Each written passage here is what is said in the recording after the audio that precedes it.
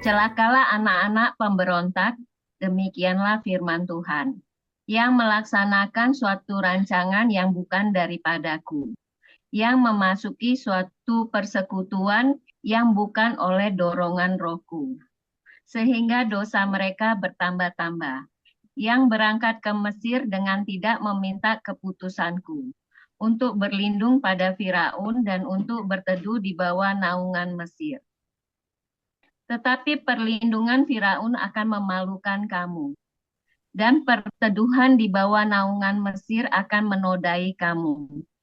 Sebab sekalipun pembesar-pembesar Yerusalem sudah ada di Zoan, dan utusan-utusannya sudah sampai ke Hanes, sekaliannya akan mendapat malu, karena bangsa itu tidak dapat memberi faedah kepada mereka, dan tidak dapat memberi pertolongan atau faedah, melainkan hanya memalukan, bahkan mengaibkan mereka. Ucapan ilahi tentang binatang-binatang di tanah Negeb.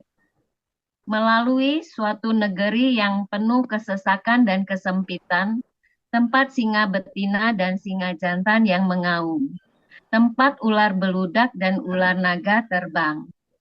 Mereka mengangkut harta kekayaan mereka di atas punggung keledai, dan barang-barang pembendaharaan mereka di atas ponok unta, kepada suatu bangsa yang tidak dapat memberi faedah, yakni Mesir yang memberi pertolongan yang tak berguna dan percuma. Sebab itu aku menamainya begini, Rahab dibuat menganggur. Maka sekarang pergilah, tulislah itu di depan mata mereka di suatu log, dan cantumkanlah di suatu kitab, supaya itu menjadi kesaksian untuk waktu yang kemudian sampai selama-lamanya. Sebab mereka itu suatu bangsa pemberontak, anak-anak yang suka bohong, anak-anak yang enggan mendengar akan pengajaran Tuhan, yang mengatakan kepada para tukang tilik, jangan menilik, dan kepada para pelihat, janganlah lihat bagi kami hal-hal yang benar, tetapi katakanlah kepada kami hal-hal yang manis. Lihatlah bagi kami hal-hal yang semu. Menyisilah dari jalan dan ambillah jalan lain. Janganlah susahi kami dengan yang Maha Kudus Allah Israel. Sebab itu beginilah firman yang Maha Kudus Allah Israel. Oleh karena kamu menolak firman ini dan mempercayakan diri kepada orang-orang pemeras dan yang berlaku serong dan bersandar kepadanya, maka sebab itu bagimu dosa ini akan seperti pecahan tembok yang mau jatuh, tersembul keluar pada tembok yang tinggi, yang kehancurannya datang dengan tiba-tiba dalam sekejap mata, seperti kehancuran tempayan tukang periuk yang diremukkan dengan tidak kenal sayang, sehingga di antara remukannya tiada terdapat satu keping pun yang dapat dipakai untuk mengambil api dari dalam tungku, atau mencedok air dari dalam bak. Sebab beginilah firman Tuhan Allah yang Maha Kudus Allah Israel. Dengan bertobat dan tinggal diam, kamu akan diselamatkan. Dalam tinggal tenang dan percaya terletak kekuatanmu. Tetapi kamu enggan, kamu berkata, bukan, kami mau naik kuda dan lari cepat. Maka kamu akan lari dan lenyap. Katamu pula, kami mau mengendarai kuda tangkas. Maka para pengajarmu akan lebih tangkas lagi. 1000 orang akan lari melihat ancaman 1 orang. Terhadap ancaman 5 orang kamu akan lari, sampai kamu ditinggalkan seperti tonggak isyarat di atas puncak gunung dan seperti panji-panji di atas bukit. Amin. Demikian firman Tuhan. Ya, terima kasih Bu Anita, Bu Santi. Jadi saya Shalom ya, saya akan membacakan ayat yang ke-15 versi paralel ya. Tadi yang sudah dibacakan terjemahan baru sudah, yang di AYT ya. Sebab beginilah firman Tuhan yang Maha Kudus dari Israel, dalam pertobatan dan duduk diam, engkau akan diselamatkan dalam ketenangan dan percaya terhadap kekuatanmu, dalam ketenangan dan percaya terdapat kekuatanmu. Akan tetapi kamu tidak bersedia. Ya. Di BIS, Tuhan yang Maha Tinggi, Allah Kudus Israel berkata kepada umatnya, bertobatlah dan tetaplah tenang, maka kamu akan kuselamatkan. Percayalah kepadaku dengan hati yang tentram, maka kamu akan kukuatkan, tetapi kamu tidak mau. Ya. Kemudian di VMD ya, Tuhan Allahku yang Maha Kudus Israel mengatakan, jika kamu kembali padaku, kamu selamat. Hanya dengan tetap tenang dan percaya padaku, kamu dapat kuat. Kamu tidak mau melakukannya. Seperti itu ya. Lalu TMV. Tuhan Raja Allah Israel, Allah yang suci, berfirman kepada umatnya, kembalilah kepadaku dan percayalah kepadaku dengan hati yang tentram. Maka kamu akan kukuatkan dan kuselamatkan. Tetapi kamu tidak mau. Gitu ya. Oke, terima kasih. Sudah share screen ya. Oke. Bapak Ibu Saudara sekalian, pada kesempatan ini saya mau beritahu, jika Kristus tidak lahir di dalam hatimu, jika Kristus tidak ada di dalam hatimu, maka tidak ada pertobatan seperti yang dikatakan di dalam Yesaya 30 ayat 15. Jika tidak ada pertobatan, ya semuanya jadi sia-sia. Tapi kata dunia memang relatif ya. Kata dunia memang bahwa segala sesuatu yang ada di dunia ini semuanya tergantung dari orang per orang menyikapi segala sesuatu. Tetapi konteks yang saya mau bahas pada hari ini itu adalah tentang keselamatan. Jadi, karena apa? Tuhan bilang apa? Akulah jalan dan kebenaran dan hidup. Tidak ada seorang pun bisa mencapai kepada Bapa jika tidak melalui aku, ya kata Tuhan Yesus. Maka itu saudara, lewat kesempatan ini, Yesaya 30 ayat 15, saya mau berkata kepada saudara, jika hari ini siapa saja yang mendengar perkataan Tuhan pada hari ini, jangan keraskan hatimu. Buka pintu hatimu karena dia mengetoknya. Tok, tok, tok. Dia ingin masuk. Dia ingin masuk dalam hatimu. Yang bisa membuka hanya saudara. Hanya saudara yang bisa membukanya. Jadi dari dalam, nggak ada gagang pintunya, handle-nya tidak ada dari depan. Jadi Tuhan Yesus tidak bisa memaksa masuk, tetapi yang bisa adalah saudara membuka hati. Ada banyak orang mengalami pertobatan pada masa-masa seperti ini. Walaupun kita tahu bahwa Yesus tidak lahir pada tanggal 25 Desember, tetapi lewat kebudayaan, yaitu yang dipakai, ditetapkan bahwa 25 Desember menjadi tanggal kelahiran Yesus Kristus di muka bumi ini. Ternyata lewat pohon terang yang dipasang, yang bercahaya, kelap-kelip, ada bintang di ujungnya, atau tidak, dengan lampu yang mengitari sebuah pohon, ya, maka ada orang yang disentuh dan mengalami jamahan kasih Tuhan hanya melihat pohon itu. Ada orang yang mendengar lonceng berdentang di gereja. Lonceng itu terdengar indah di telinga orang tersebut, dan itu merupakan panggilan untuk dia datang kepada Kristus.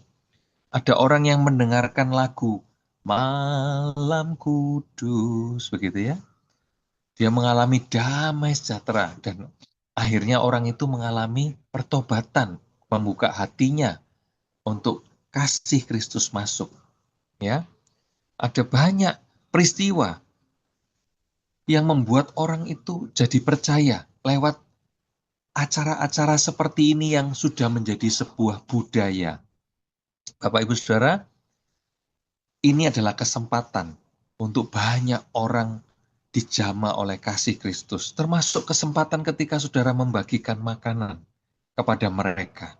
Banyak mereka tanpa dijelaskan apapun merasakan kasih Tuhan itu masuk dalam hati mereka ketika menerima makanan, ketika saudara berbagi makanan kepada mereka.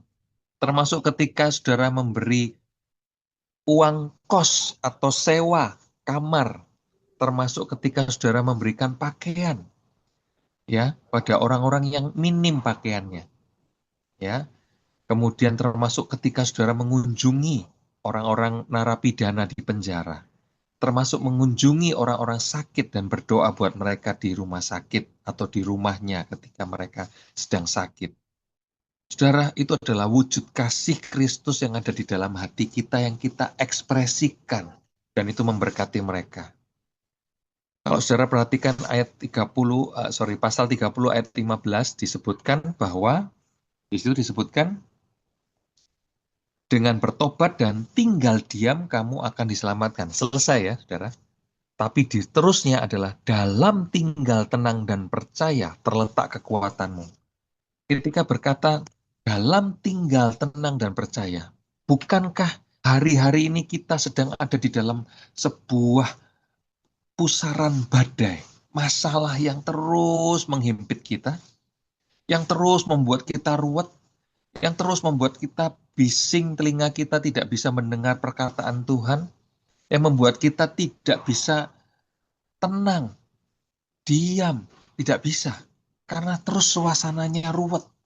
Ya, di rumah tangga kita masing-masing, entah itu suami berpikir kenapa, istri berpikir kenapa, orang tua mikir anaknya kenapa begini begitu, si anak juga berpikir kenapa orang tuaku tidak sayang kepada aku dan sebagainya.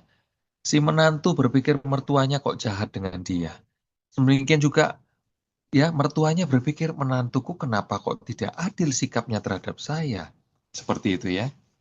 Ada banyak ekspresi, ada banyak kekacauan di sekitar kita membuat kita jadi akhirnya tidak bisa ngerti, tidak bisa tenang, tidak bisa kuat. Selalu di dalam sebuah kelemahan. Aku lemes, Pak. Aku nggak berdaya. Berulang kali aku seperti ini. Tapi firman Tuhan katakan apa? Dengan tinggal tenang dan percaya. Maka itu saudara, mari setiap hari ya lewat embun pagi, lewat good day, lewat koinonia, kita belajar. Lewat kelas-kelas yang saudara ada, lewat HBC, saudara belajar bahwa ternyata Logos itu berbicara. Ketika saudara belajar untuk dengan tinggal tenang, percaya, ada dasar saudara percaya, ada dasar saudara bertindak, ada dasar saudara punya pengharapan. Karena apa? Kasih Kristus itu ada di dalam hatimu, saudara. Nah, di situ terletak kekuatanmu. Sehingga apa? Hari ini kita bisa tetap berdiri, tegak, ya, mendengarkan panggilannya. Untuk apa? Memberkati banyak orang di sekitar kita, tentunya keluarga kita dulu, ya. Lalu orang-orang di sekitar kita, tetangga-tetangga. Lalu di tempat kerja kita, ya, lakukan sesuatu, saudara. Lewat peristiwa seperti ini, momen yang indah. Ini mungkin liburan, ada orang yang berkunjung ke sana kemari, ya, ada ya, pakai budaya kunjungan. Ada orang yang liburan ini berkumpul dengan keluarga. Manfaatkan saudara, untuk saudara mau mengasihi keluargamu. Ya, para suami di rumah punya waktu dengan istrimu. Istri ini kesempatan, saudara bisa mengasihi suamimu. Dengan ini waktunya, orang tua juga dengan anak-anak. Anak-anak juga bisa mengekspresikan mereka rindu dekat dengan orang tuanya. Ya, demikian juga menantu, mertua, ya, ipar, saudara-saudara banyak problem. Tapi juga ternyata di momen seperti ini banyak juga terjadi pemulihan. Biar itu terjadi di hidupmu, saudara. Manfaatkan kesempatan ini. Ya, Oke, jadi hari ini mungkin cuma singkat, tetapi yang jelas saudara tahu, momen seperti ini manfaatkan dengan baik. Ada banyak orang yang mengalami pertobatan karena dijamah kasih Kristus lewat momen ini. Ada banyak orang mengalami pemulihan di keluarga-keluarganya karena proses liburan bersama. Mereka bisa berkumpul bersama. Manfaatkan dengan baik sehingga saudara sungguh-sungguh jadi berkat. Dan banyak orang merasakan berkat itu. Dan saudara bisa sampaikan nanti di acara gude-gude yang selanjutnya. Oke? Ya, Bu Santi, Ya, aku tuh dapat berkat dari kisah Lea ya. Lea adalah kita tahu dia istrinya Yakub ya, tapi dia istri yang tidak dicintai gitu karena dia ah, tidak cantik, tapi Rahel cantik. Tapi karena di apa di kampungnya di Haran itu yang sekarang negaranya Irak itu adat istiadat. Jadi adik boleh menikahi kakaknya. Sehingga Laban anggaplah dia menipu Yakub. Intinya saya tuh takjub dengan Lea ya. Lea tahu bahwa dia itu tidak disukai, tidak dicintai oleh Yakub. Jadi tapi dia selalu dia berseru, dia kalau saya baca ya, dia itu terus dalam kesedihan gitu kan. Jadi setiap dia dihampiri oleh Yakub, dia selalu berdoa kepada Tuhan sehingga dia memperoleh anak. Salah satu anak itu adalah Yehuda yang yang menjadi keturunannya melahirkan Yesus. Inti gitu ya. Yang yang kita tahu bahwa Yesus adalah raja suku Yehuda. Nah, yang saya mau katakan di sini dengan apa yang saya pengalaman ya. Pengalaman yang saya pernah lalui gitu.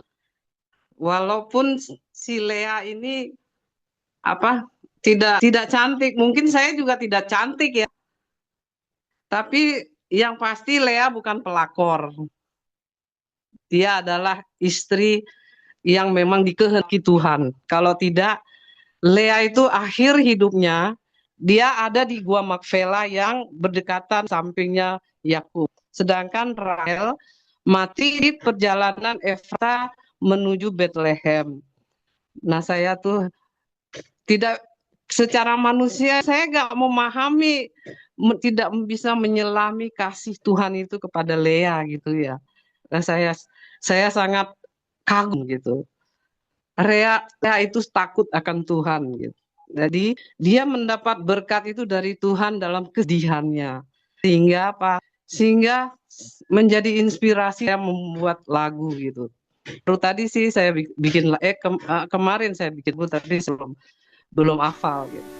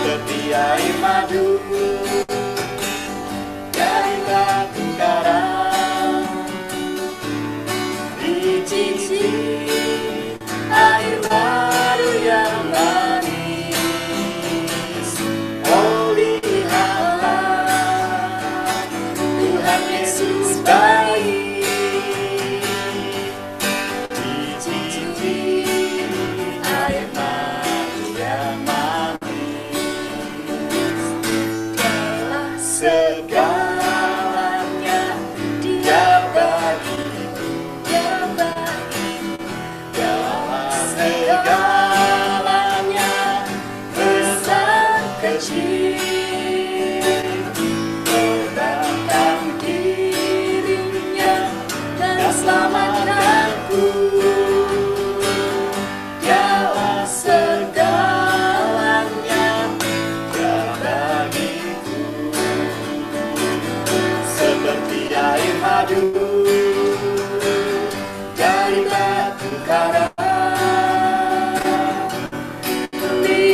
cici air baru yang manis.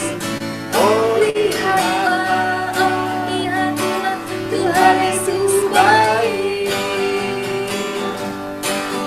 Cici air baru yang manis.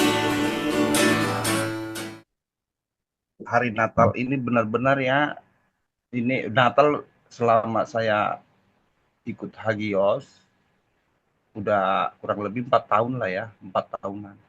Baru Natal ini saya juga merenung. Renungan saya begini, oh ini hari peringatan hari kelahiran Tuhan Yesus. Cuma saya bertanya, Tuhan, apakah saya udah benar-benar lahir baru apa belum? Apakah dengan perbuatan saya udah benar-benar lahir baru atau belum? Karena saya sangat masih banyak kekurangan saya. Kadang-kadang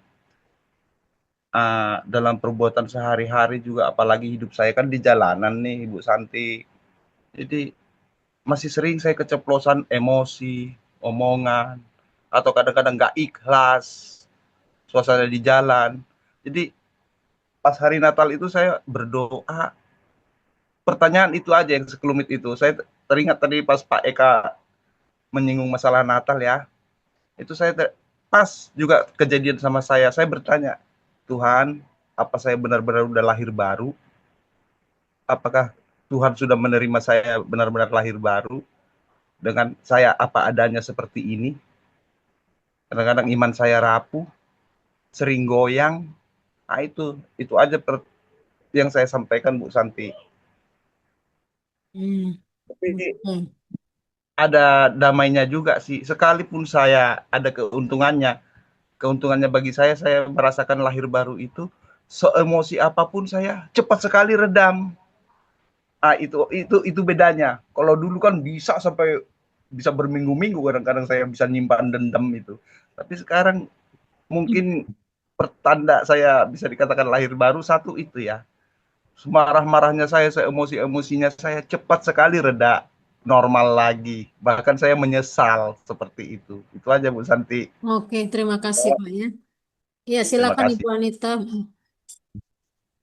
Iya, saya sangat-sangat senang dengan firman sore ini dari Pak David mengungkapkan harus tenang dan percaya ya. Jadi masalahnya yang ada adik saya Tedianto yang kemarin ini sakit, sempat kita semua merasa nggak tenang karena edukasi dari dokter bahwa kantong empedunya sudah nempel di usus, terus batu empedunya juga banyak dan udah terinfeksi ke 5 organ tubuh vitalnya dia, jadi otak, paru-paru, ginjal, lever, sama jantung. Nah, kita diedukasi tuh tempat semua kita panik, nggak tenang gitu, karena kemungkinan pasti ada pergejolakan selama operasi atau sesudah operasi. Jadi ya kita diberitahukan begitu dengan dokter, karena leukositnya adik saya Teddy itu udah 33.000 gitu, berarti itu bakteri udah terlalu banyak di dalam organ tubuh. Nah, akhirnya sempat kita tergoyahkan dan ada satu saudara saya atau istrinya lah, mereka dia kan sebagai hamba Tuhan, dia bertanya kenapa kok Tuhan izinkan suaminya mengalami penyakit tersebut. Nah, tapi ya kita juga kadang bertanya juga kepada Tuhan, apa Tuhan punya rencana. Jadi memang kita waktu itu nggak tenang, tapi akhirnya saya tetap terus bersekutu dengan Tuhan, berdoa, nggak bisa ikut-ikutan nggak tenang. Akhirnya saya ajak dia, tenang aja Rita, saya bilang gitu. Suaminya juga sempat jadi nggak antara mau dioperasi atau tidak dioperasi jadi karena nangis terus istrinya gitu. Tapi saya juga nangis, tapi ya saya tetap tenangkan diri gitu, baru percaya bahwa Tuhan pasti sembuhkan, pasti ada mujizat, saya bilang, apalagi kamu hamba Tuhan gitu. Itu saat mau operasi. Nah itu tadi hari ini firman Tuhan benar, kalau kita nggak tenang, rasa percaya kita jadi agak berkurang, benar. Jadi ya udah sesudah itu operasi berjalan hampir 11 jam, 10 jam lah kurang lebih, karena buka perut besar gitu ya. Nah terus sudah selesai, kita tungguin sampai jam 11 malam, kebetulan dokternya anak Tuhan juga, itulah dia bilang puji Tuhan saya berjuang, pokoknya kita dampingin katanya, ternyata bisa diangkat kelengketan kantong empedunya, Jadi kita tinggal tunggu dia masuk ke dalam kamar ICU. Di situ juga saya juga berdoa terus berdoa biar tidak terjadi gejolakan apapun. Ya puji Tuhan ternyata semua mujizat Tuhan terjadi. Prediksi dokter dia dimasukin kamar ICU bisa 3-4 hari. Ternyata 2 hari Tuhan udah kasih mujizat, dia udah bisa bicara, udah bisa ngomong. Langsung dipindahkan ke kamar biasa. Nah, itu juga masih ada pergejolakan di perutnya dia karena dibuka. Jadi dia rasanya menggigil terus, gitu, panas badannya gitu. Tapi tetap saya tenangin. Akhirnya kata dokter kalau dalam waktu 5 hari semuanya baik, sudah boleh pulang. Ternyata Tuhan izinkan belum sampai 5 hari, 4 hari sudah boleh pulang. Itulah mujizat Tuhan. Saya juga cuma tenangin istrinya. Semua ada rencana Tuhan, saya bilang gitu. Nah, itulah memang dengan firman yang tadi kita memang mesti tenang dan percaya. Jadi jangan ikut arus orang-orang yang memang merasa kita begini, kita begitu gitu. Ya itulah sampai saat ini Tuhan baik. Kemarin Jumat sudah dicabut jahitannya, puji Tuhan. Kemarin ini juga sempat masuk di pagi, dia pernah ikut di dalam persekutuan, cuman kondisi dia masih pusing sama menggigil. Jadi ya mungkin masih pemulihan kesehatan Bu Santi. Jadi ya itulah, terima kasih dengan bantuan doa-doa dari pagi, dari seluruh teman-teman. Itulah dimana kita memang harus tenang dan percaya, yakin pasti Tuhan memberikan mujizat yang terbaik. Saat ini beliau memang belum bisa ngikut Natal kemarin, tapi tetap dia mengajak kita bersekutu untuk selalu berdoa. Kemudian Pak Santi, terima kasih. Saya nggak bilang lemah sih Bu Santi, Apa tuh, emosinya. Pak? Bilangnya tadi apa, Pak? Bisa diralat omongan saya. Emosinya saya itu duduknya itu bisa seminggu belum hilang, tapi kalau sekarang ini bisa dikatakan itu marah saya sekarang bahkan 2 jam kemudian udah normal lagi. Itu puji Tuhan, saya menangnya di situ. Saya udah bisa ngeredam. Kayak dulu itu kadang-kadang dosa saya, orang itu bisa bencinya sampai seminggu, tapi kalau sekarang enggak. Iya. Jadi yang Bapak tanyakan sekarang kekuatannya apa ya? Oke, gini Ya, bisa kita buka nih ruang diskusi kita hari ini. Kalau kita tinggal tenang, diam, ada kekuatan. Di situ ada kekuatan. Apa yang dimaksud dengan kekuatannya itu seperti apa? Ini pertanyaan dari Pak Ridwan ya. Silakan Bapak Ibu. Sebab beginilah firman Tuhan Allah yang Maha Kudus, Allah Israel, dengan bertobat dan tinggal diam, kamu akan diselamatkan. Dalam tinggal tenang dan percaya terletak kekuatanmu. Tapi kamu enggan. Yang ditanyakan, terletak kekuatanmu itu kekuatan apa?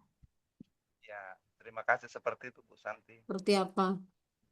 Kadang-kadang banyak duit juga kan termasuk kuat. Uangnya. Apakah yang termasuk itu yang dimaksud atau memang kekuatan seperti apa? Atau godaan atau cobaan apa seperti itu Bu Santi? Iya.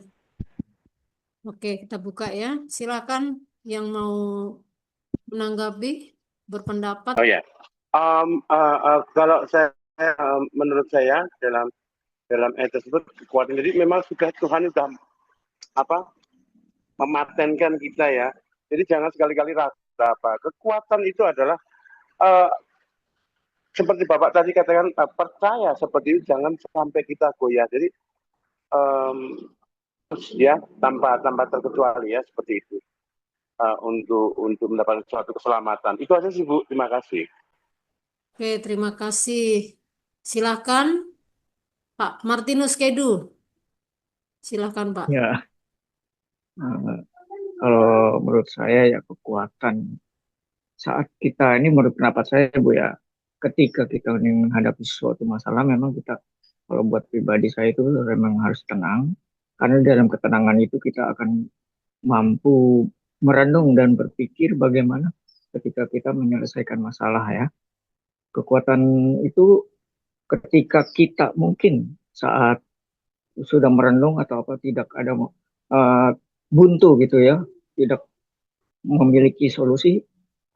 Namun kalau buat saya, ketika saya berdiskusi dengan pasangan saya, dalam hal ini istri saya, disinilah solusi itu akan terbuka, bagaimana caranya bisa bersama-sama menyelesaikan masalah itu. Di situ buat saya pasangan merupakan eh, kekuatan juga, yang memberikan kekuatan bagi kita gitu, buat saya, karena memang Tuhan sendiri pun memberikan kita pasangan itu untuk saling menguatkan. Ya, buat saya sih seperti itu, Ibu. Ketika saya buntu, baru saya bertukar pikiran dengan pasangan saya. Disitulah letak kekuatan karena perenungan-perenungan tersebut. Seperti itu sih kalau buat saya pribadi, Bu, ketika saya menghadapi suatu masalah.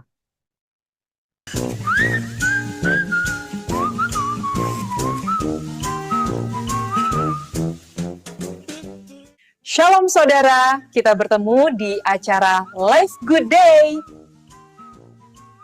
Semangat untuk berbagi, berdiskusi, dan belajar bersama. Welly dan David yang mendirikan Good Day untuk pelatihan anggota Hagias Community. Tujuan acara ini untuk melatih para murid Kristus di Hagias Community untuk praktek bicara secara efektif dan mahir dalam diskusi. Ayo bangkit! Oke, demikian ya informasi yang kita bisa simak tentang acara Good Day ini, di mana di sini tempat kita untuk belajar bicara, berdiskusi, ataupun saya bisa terima video-video diakonia dari Bapak Ibu ataupun kesaksian pujian ya. Ini menurut saya ya, yang tadi dibicarakan oleh Pak Ridwan. Iya, silakan Pak. Kalau menurut saya, kekuatan yang kita terima itu dari setiap, tapi saya tidak buka kamera ya, karena masih lagi di jalan nih, Bu Santi. Oke.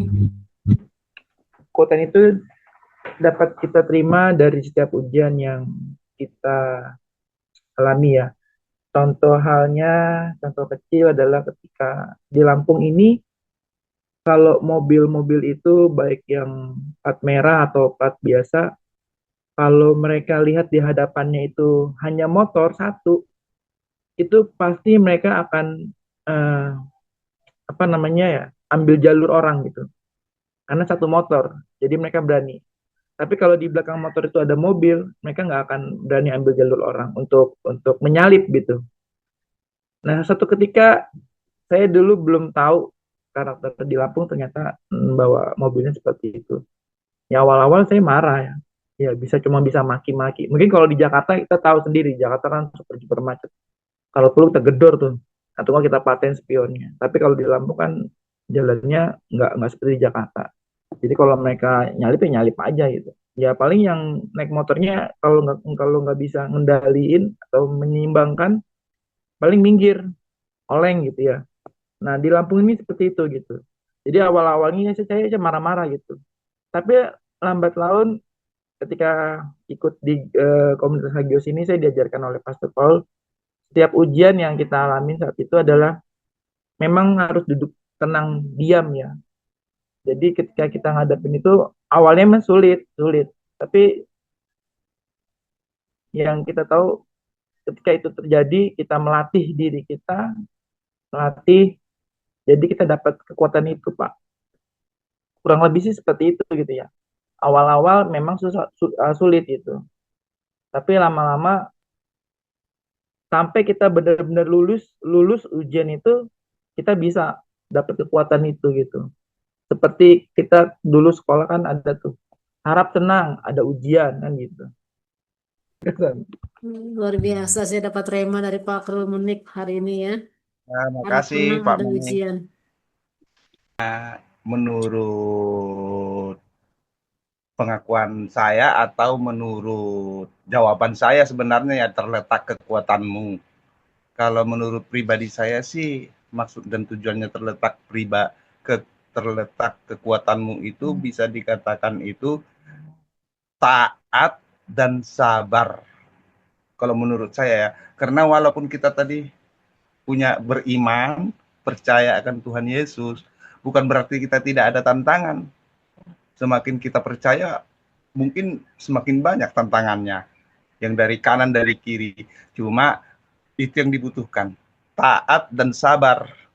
Pasti ada solusinya. Seperti itu kalau menurut pribadi saya ya Bu Santi ya. Jawaban dari saya. Nah, itu Oke, aja. setuju Pak, setuju. Celah bukan dengan emas perak, kau menebus diriku oleh segenap kasih dan pengorbananmu. Ku telah mati dan tinggalkan cara hidupku yang lama. Semuanya sia-sia dan tak berarti lagi. Hidup ini ku letakkan